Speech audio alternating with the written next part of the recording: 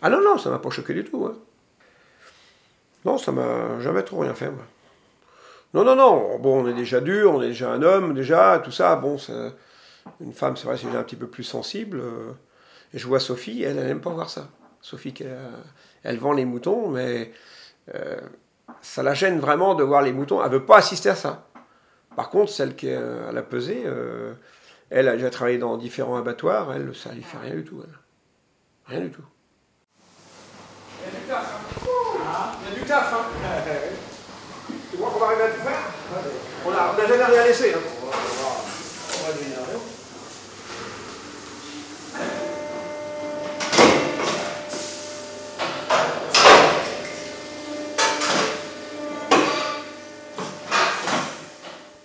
Nous, on était marchands de bestiaux, qu'on appelait, de père en fils, enfin même du grand-père. Mon grand-père était marchand de cochons. Mon père, après la succession, il s'est mis dans le mouton. Moi, j'ai fait la chambre de commerce à Paris. Donc, de métier, je suis boucher, charcutier, de métier. Et un peu un bonjour, mon père, il me dit ah, il faut que tu viennes travailler avec moi. Et puis, c'est parti comme ça. Donc, on a fait ça pendant une bonne quinzaine d'années. J'ai travaillé avec lui et puis je voyais que ça n'allait plus. Quoi. Il y avait déjà un très gros rebondissement dans la viande. Ce qu'on faisait, acheter des bêtes, les ramener dans les abattoirs, il y avait trop de frais, on ne gagnait plus. Et puis il y avait cette demande avec les musulmans pour les viandes halal. Ça, il n'y avait pas beaucoup d'abattoirs en Ile-de-France qui savaient faire ça. Donc un jour, je me suis levé comme ça. J'ai pensé ça, je me suis levé. Parce que tout ce que je fais, moi, c'est sur un coup de tête. Hein. Tout sur un coup de tête. Alors donc, j'ai décidé de vous monter un abattoir. Comment votre père, justement, a pris le fait que vous vouliez monter un abattoir? Pas trop bien. Pas trop bien parce que les marchands de bestiaux, c'est un marchand de bestiaux. Ça s'appelait les marchands de bestiaux. Les marchands de bestiaux, ça existe encore. Mais un marchand de bestiaux n'est pas abatteur. Et moi, j'ai vu qu'avec le mal qu'on avait, qu'on gagnait quasi plus rien à acheter de la marchandise en ferme, la livrer dans les abattoirs, où il nous restait plus rien, on n'avait plus de bénéfices. On n'avait que du mal à faire notre travail et on était mal récompensé. Et ce qui fait mal au cœur, c'est un éleveur, quand on prend les bêtes chez un éleveur, et puis on n'essaye pas trop de lui dire comment ça va se passer, tout ça. Ils aiment pas trop, c'est vrai, le gars, il a un troupeau de 150 brebis, il y a 220 ou 230 agneaux qu'il a allaités, qu'il a donné le biberon, tout ça. On vient les chercher quand ils ont 4 mois ou 5 mois, direction l'abattoir. Mais bon, on ne discute pas avec les gens, on y va, bon, on leur achète le prix que ça vaut, mais on ne va pas leur dire, voilà, les moutons aussi, c'est les Arabes qui ils vont être égorgés comme ci, comme ça. Non, non, on ne rentre pas dans ce type de truc, de conversation. J'ai un fils là qui a 14 ans, non, non, il ne veut pas avoir une bête égorgée, il a son petit troupeau à lui, il a 4-5 bêtes qui sont à lui, que je lui ai donné, qu'il élève. Mais bon, si jamais il en manque un, il va le chercher, il va voir où je l'ai mis. Donc des fois, le problème, une bête elle arrive au monde, au bout de 4 mois, 5 mois, on doit la consommer. Bon, alors, je lui raconte une petite histoire que je l'ai donnée pour la reproduction, que ci, que ça. Mais enfin bon, il n'est pas plus bête que ça à 14 ans et il sait que la bête a été abattue pour manger. Donc ça le marque un petit peu, quoi. Bonjour Edmond.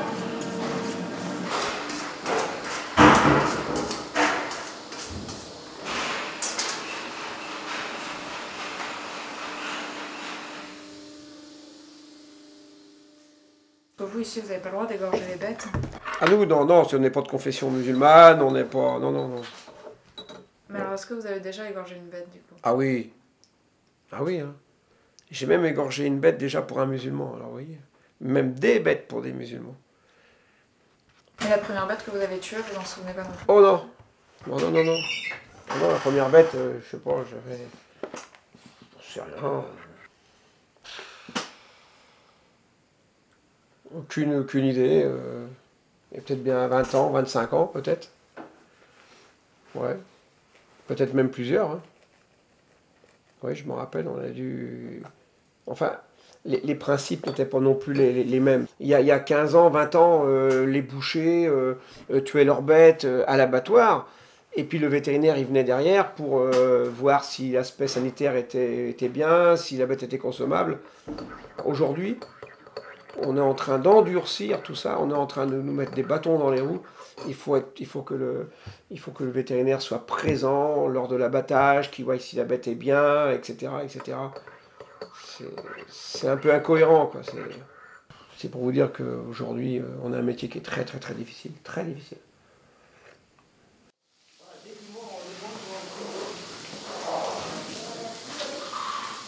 Là, vous êtes baptisé.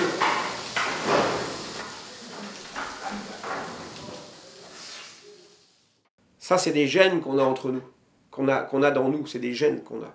Il ne faut pas croire qu'on s'aventure comme ça, du jour au lendemain, à faire ce métier-là. Moi, un mur, je ne pourrais pas le monter. Comme là, j'ai un ouvrier qui est là, un ami que j'ai embauché, là. Il est tout ce qu'on veut, il touche à l'électricité, à l'hydraulique, à tout. Mais avec les bêtes, il ne sait pas. Et la bête le ressent, hein. Attention. Hein. C'est automatique. Nous qui aimons les bêtes, je vois mon fils, il aime les bêtes, il approche n'importe quel animal. N'importe quel animal. Que là, mon copain, là, des fois, je lui dis, tiens, donne-moi un coup de main.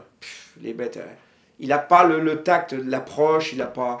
C'est tout, c'est un don que la nature nous a donné, c'est tout. Moi, je vois ça comme ça. J'adore les bêtes, moi.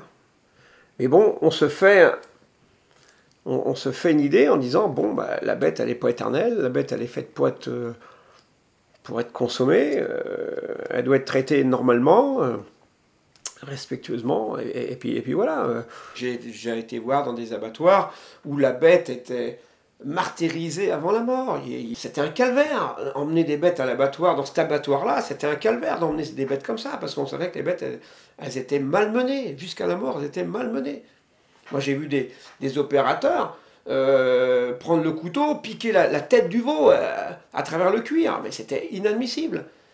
Moi, c'était mon principe de monter un abattoir, mais toujours avec le respect de l'animal. J'avais des convictions, j'avais cet amour de vouloir monter un abattoir. Et puis, si vous voulez, ça enrayait un petit peu tous ces abattages clandestins, où il y avait des bêtes qui souffraient, qui étaient en souffrance. Et ici, en Seine-et-Marne, on était à peu près le fief, un des plus gros pôles d'abattage clandestin d'Île-de-France. C'était des opérateurs qui venaient du fin fond de la France, qui louaient un bâtiment, qui louaient une ferme, qui amenaient des moutons et qui égorgeaient tout ça chez eux, dans des conditions moyenâgeuses. Ils voulaient faire du business, ils voulaient faire du pognon, c'est tout ce qu'ils voulaient faire. Mais ça, ce genre de travail ne m'a jamais intéressé. M'a jamais intéressé. On connaissait ça, nous, depuis très longtemps, parce que mon père, à l'époque, il livrait soit des foyers ou des associations. Et ben, on emmenait 25, 30, 40 moutons un soir. C'était égorgé sur place. La mairie de Paris leur mettait une benne. Les déchets repartaient. C'était leur culture, c'était leur coutume. J'étais conscient que de voir ces animaux égorgés, ça ne me ferait peut-être pas trop plaisir.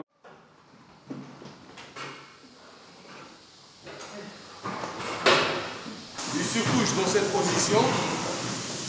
Là, c'est vers le soleil. Lorsqu'il se lève le soleil. On ne peut pas l'égorger n'importe comment. Le monsieur, c'était un assassin au premier degré. Il a égorgé beaucoup de gens au pays, là. C'est un petit poids qu'ils ont, ces gens-là. Le sang les rend fous. Hein. Ça, vous saviez ça? Ah ouais. Ça attire la haine, ça attire... Ils sont prêts à tout après. Quand ils sont dans le sang, ça les attire à la méchanceté, c'est incroyable. Et vous, le sang, ça vous rend pas fou? Non, mais moi, je ne suis pas constamment à regarder. J'aime pas qu'on égorge une bête. J'aime bien quand la bête, elle est bien égorgée. Et je vais en voir, je vais en voir 10, 15 par jour. C'est rien, ça. Mais des gars... moi, j'ai un gars... mais enfin bon, c'est vrai que lui, je n'ai jamais vu énervé. Jamais. Il a tué la même journée 1350 moutons. Qu'il a égorgé lui-même. 1350 moutons. 1350. Mais quand même, ils ont un esprit sanguignolant, ils ont un esprit... ils n'ont plus le respect après. La bête doit mourir, point. Ils ont... Tandis que nous, on dit merde, putain, il y a une pauvre bête qui arrive derrière, elle est égorgée. On a des sentiments que eux, non, eux... Le mouton ne pleure pas, ne crie pas. Par contre, il y a des animaux comme la chèvre, les caprins, eux, ils sentent. À mon idée, ils sentent la mort, ils stressent beaucoup plus. Et les chevreaux pleurent. Les chevreaux, c'est des petites chèvres qui ont 2 mois, 2 mois et demi, qui sont très frêles et qu'on retire de leur mère, donc ils se mettent à pleurer, Donc, moi j'ai vu des chevreaux pleurer, la goutte d'eau qui sort des yeux, ils pleurent. Donc ça nous fait très très très mal, ça. Mais moi les chevreaux, je ne peux pas voir ça, je peux pas regarder. Je voulais savoir s'il y avait des abattages ou des bêtes qui, je ne sais pas pourquoi, un jour vous ont marqué plus que d'autres. Non. La dernière fois, pendant que le veau était égorgé, vous me disiez justement, je me souviens, Ah oui, oui. derrière, il y a un veau. C'est peut-être bien la première fois que j'ai eu un veau, je sais pas, peut-être que j'ai eu un coup de faiblesse. Il ne faut pas non plus être faible, enfin, ce travail-là. Il faut quand même une certaine une maîtrise, il faut quand même... sinon, on n'en finit pas. Hein. Non, non, à part ce veau, là, oui, qui m'a choqué un petit peu. Mais sinon, ça m'a jamais, en particulier, ça m'a jamais... J'ai pas ça dans ma mémoire. Et pourquoi lui vous a choqué plus qu'un autre? Parce que j'ai eu... Est-ce que je l'ai regardé d'une autre façon, ce jour-là? On a égorgé un veau la semaine dernière, et je t'avais peut-être dit, putain, mais le veau, j'aurais cru qu'il était encore vivant et qu'il me regardait. Mais il me regardait, c'est sûr. Mais la position de la tête et tout, il me regardait avec des yeux en disant... C'était un moment où j'étais vraiment faible.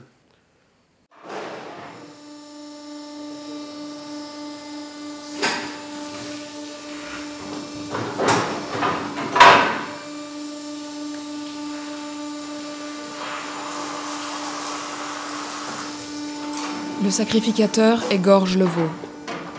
Il se vide de son sang et convulse. Le sacrificateur s'en va. Dominique sort de sa poche un canif.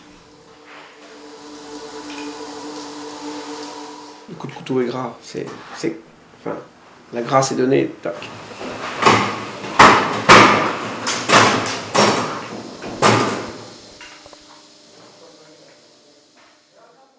Vous aviez le droit de faire ça?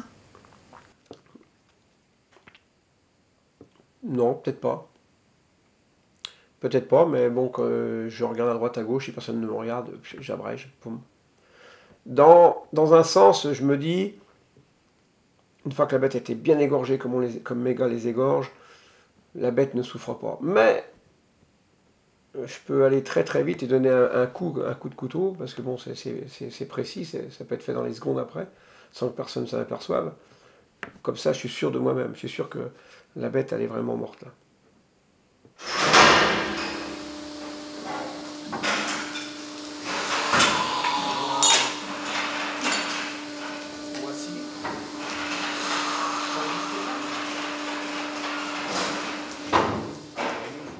Je sais même pas si un jour j'ai peut-être bien abattu un chien au fusil.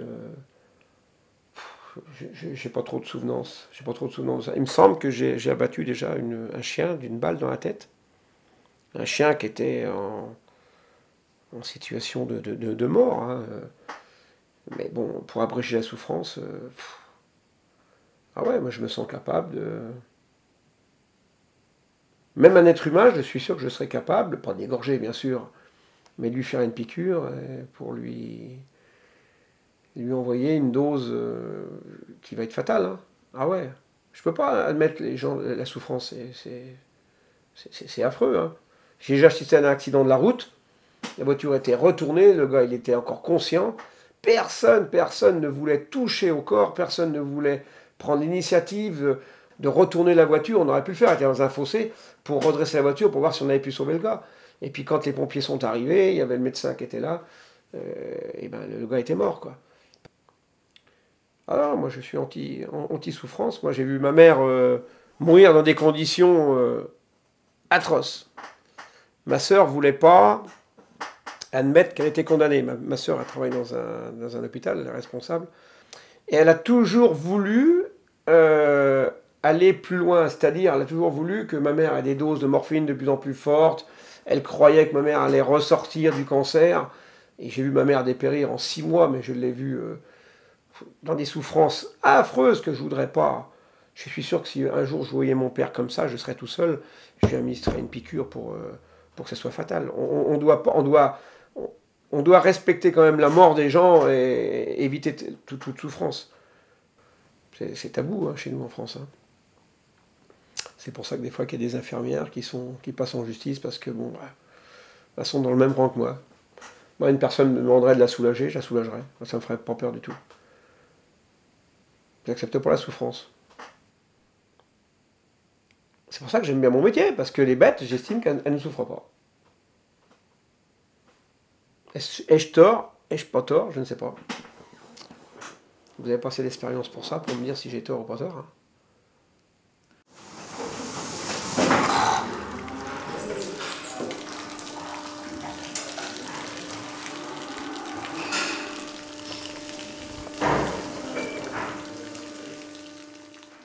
Il y a une bête que vous accepteriez jamais d'égorger pour la consommer? Ah, les chevaux, ouais. Ah ouais, sûr. J'ai une fille qui a travaillé dans la police montée. On récupérait dans certains abattoirs, on allait à, mettons, à Dreux, un abattoir qui n'existe plus. Ils tuaient des chevaux là-bas. Toutes les semaines, ils tuaient des chevaux. Et puis nous, on y allait le lundi et le mardi. Et puis un jour, dans la cour, c'est comme si il y avait des contentions, c'est-à-dire des barres au milieu de la cour. Et puis nous, on attendait pour passer de l'autre côté. C'est comme une barrière, quoi. Et les chevaux attendaient la mort. Ils les tuaient un par un, donc ils étaient cul à cul. Il y avait 7, 8, 10 chevaux. Et puis, j'allais livrer mes moutons, et puis je vois une jument. Je suis tombé amoureux d'elle. Sans plus, moi je fais pas de cheval. Mais, je suis sorti du camion, et puis j'ai vite été voir le responsable de l'abattoir. Et j'ai dit, cette jument-là, qu'est-ce que vous en faites? Oh, il me dit, elle est vieille, elle a 10 ans, tout ça, elle est destinée à la mort. J'ai dit, on peut la récupérer? Ben, il me dit, oh, j'appelle le propriétaire, et puis je vois si des fois... Parce que nous, il nous l'a vendu pour la mort. Il a appelé le gars, c'est tout. Alors, ça a été vite fait, très vite, hein, parce que les bêtes... Et j'ai récupéré ma bête. J'ai déchargé mes moutons, j'ai rechargé la jument. J'ai payé. J'ai ramené, je sais pas, deux ou trois juments comme ça, qu'on a sauvés de l'abattoir. Ah, c'est beau, hein? C'est beau, hein? Ouais. Un beau jour, ben, c'était fatal. La bête, elle a chopé de l'âge. De 10 ou 12 ans qu'elle avait 18 ans. Et puis, ça n'allait plus. La fourbure se transformait en... Elle était vachement esquintée, quoi. Ça pouvait plus se soigner. On faisait venir un vétérinaire. Et puis le vétérinaire m'a dit, il n'y a plus moyen de la faire, il faut l'emmener à l'abattoir. Ah ben, je dis non. Je dis, vous êtes là, on fait euthanasie. Hop, on faisait 2 piqûres. Et puis, on l'abattait proprement, correctement. Pour d'abattage brusque. Bon, enfin, c'est comme ça. C'est pas une question de rapport, d'argent, ni rien du tout. C'est que, bon, on a une bête, j'adore les bêtes, on les respecte, et puis c'est tout. Et puis si ça coûte, ça coûte. Ouais, ça coûte. Hein. Tiens, j'ai donné 12 ou 13 moutons à Versailles, à la bergerie Marie-Antoinette. Alors là, je me suis battu, encore avec les services vétérinaires. Je sais pas, je suis un peu hors la loi. Je suis un peu... Ma vie, elle est pleine de trucs comme ça. Et là, j'avais élevé des bêtes. C'est-à-dire qu'il y a des bêtes qui arrivent chez nous, des brebis, qui arrivent avec des petits agneaux. Ou qui, du moins, la brebis arrive pleine. Ça, on ne le sait pas. On va chez les éleveurs, il y a des bêtes qu'on achète qui sont pleines. Ça, normalement, l'éleveur devrait nous le dire ou ne devrait pas le faire. Bon, elles arrivent là, au bout de 8 jours, 10 jours, 15 jours. Et c'est mon petit cheptel que j'ai derrière. Tout ça, c'est des bêtes de récupération. Donc, chaque fois qu'il y a une bête qui naît, je retire la bête, je la mets dans un endroit derrière. Et un beau jour, un fanfaron des services vétérinaires, du bien-être animal, soi-disant, ou je sais pas quoi, il est venu me voir, et puis il me prend ça de haut, comme ça, et il me dit, on vient voir les bêtes. On vient voir les bêtes. On fait le tour des bergeries, tout ça, et puis il me dit, derrière, vous avez des bêtes, là, qui sont pas identifiées. Qu'est-ce que c'est que ça? Puis vraiment d'un air, un jeune branleur, là, bon, 25-30 ans, enfin bref. Tout de suite, ça n'a pas passé. J'ai dit, oh, toi, mon petit gars, ça va mal aller, ça va mal se passer, l'affaire. Il me dit, vous savez que vous n'avez pas le droit d'avoir ça là? J'ai dit, ah bon? Il me dit, ouais, vous êtes dans l'enceinte d'un abattoir, on ne doit pas récupérer des bêtes non identifiées dans un abattoir. Il dit, ah bon? Bah, j'ai dit, c'est comme ça chez moi. Puis je dis, je suis chez moi. Il me dit, oui, mais chez vous, il y a des règles. Et les règles, c'est nous qui les tenons. Je dis, ah bon? Alors je lui tape sur l'épaule, je dis, mon petit gars, toi, la porte là. Je dis, il faut vite te dégager. Il me dit, vous savez, à qui vous causez? Je dis, j'en ai rien à foutre. Il me dit, je suis responsable... la santé animale, des services vétérinaires de Melun. J'ai dit alors, j'ai dit moi je m'appelle Dupont, et puis j'ai dit c'est dehors tout de suite. Et j'avais au moins 8 bêtes avec des petits agneaux. Et un inspecteur vient, le petit noir qui est venu l'autre jour là. Edmond, je suis bien avec lui, c'est un malgache, il est super bien comme gars. Ah, il me dit, Dominique, là tu vas aux histoires, ça va finir au tribunal, tout ça. Il va falloir qu'on euthanasie tes bêtes. J'ai dit, ah bon? Ah bah j'ai dit, Edmond, j'ai dit là, tant que Dominique est en vie, hein, j'ai dit, vous savez, il n'y a pas une bête qui va... Vous n'allez pas euthanasier une bête de chez moi, hein, pas question. Hein. Qu'on égorge des bêtes encore sur l'abattoir et tout, d'accord, mais des bêtes qui ont agnelé, qui ont des petits agneaux de 2 mois, j'ai dit, niet, hein, pas question. Hop, 8 jours après, lettre recommandée, j'étais convoqué à la haute direction de service vétérinaire à Melun. Donc j'y vais, et puis je tombe sur une femme qui était pas mal, quoi. Et puis, pareil, elle me dit, monsieur Duprat, il y a quelque chose qui va pas chez vous, je vous remets une mise en demeure, c'est prévu pour lundi prochain. Le docteur Edmond va venir euthanasier vos bêtes. Oh non, je te dis pas. Wow, je me suis dans une colère. Alors, on était peut-être 4, 5 personnes. Il y avait des témoins. Enfin bon, je me suis énervé, mais énervé. Et j'ai dit, j'appellerai le journal, le Parisien, j'ai n'importe comment, il y a FR3 qui viendra, vous serez filmé, tout ça. Alors il commençait à baliser. Et puis j'ai dit, toi Edmond, j'ai dit, vous êtes là lundi? J'ai dit, il n'y a pas de problème. Lundi, Edmond, tu vas passer à la télévision. Il était comme ça, comme ça. Puis, je me suis barré. Edmond m'appelle, il me dit, Dominique, fais pas ça, laisse-moi faire, écarte les journalistes, tout ça, je veux pas d'histoire. Je dis, non, Edmond, allez, ne discutez plus, vous abandonnez tout ça, vous donnez le dossier à votre chef, et moi je m'en démerde. Aussitôt, j'appelle la OBA, le docteur Kieffer, je l'appelle, je suis bien avec lui, je suis un peu hors la loi, j'ai besoin de vos services.